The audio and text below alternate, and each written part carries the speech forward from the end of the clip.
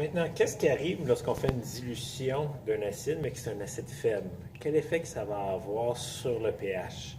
Voici un peu les calculs que je m'attends de vous en 11e année. La vraie solution est plus complexe que ça. On va voir l'équilibre chimique en 12e année. Avec des tableaux IV, on va pouvoir calculer exactement c'est quoi qui serait le pH.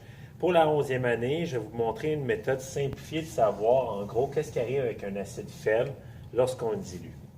Premièrement, un acide faible ne va pas avoir un pH qui est le même qu'un acide fort, même s'il y a la même concentration. Parce que souvenez-vous, un acide faible, il y a seulement une molécule sur 100, disons, on va estimer à ça, une molécule sur 100, disons, qui s'ioniserait, qui va se dissocier dans l'eau pour former des H+, ou une molécule sur 100 va perdre son proton à une base, qui est la plupart du temps l'eau. Donc, à ce moment-là, si je veux calculer le pH initial d'un acide faible d'une concentration de 0,1 mol par litre, la concentration d'ion hydronium va égaler à ta concentration de ton acide faible. Là, ici, c'est l'acide acétique. Et pour mon cours, le cours de 11e année, on va estimer qu'il y a seulement 1% des molécules qui s'ionisent. Donc, on va diviser la concentration par 100. Donc, à ce moment-là, ça donnerait 0,1 mol par litre divisé par 100. Donc, on a une réponse 100 fois plus petite. Donc, ça ici, ce serait ma concentration d'ion hydronium.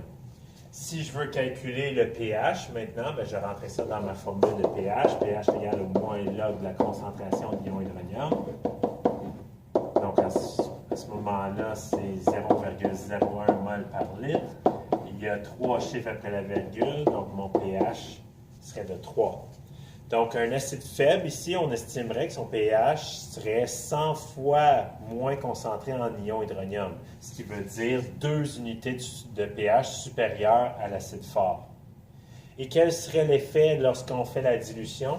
Pas mal le même effet que pour l'acide fort, c'est-à-dire que lorsqu'on fait une dilution par un facteur de 10, le volume final est égal à 10 fois le volume initial.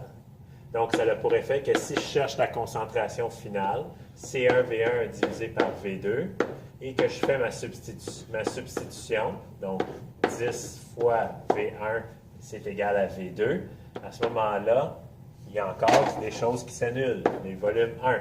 Donc, ça revient à faire la concentration initiale divisée par 10.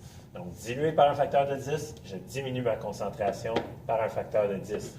Donc, ma concentration d'ion hydronium, parce que c'est ça qui dicte le pH, va être 10 fois plus petite. Donc, l'effet que ça va avoir sur le pH, quand on diminue la concentration de 10, le pH augmente de 1.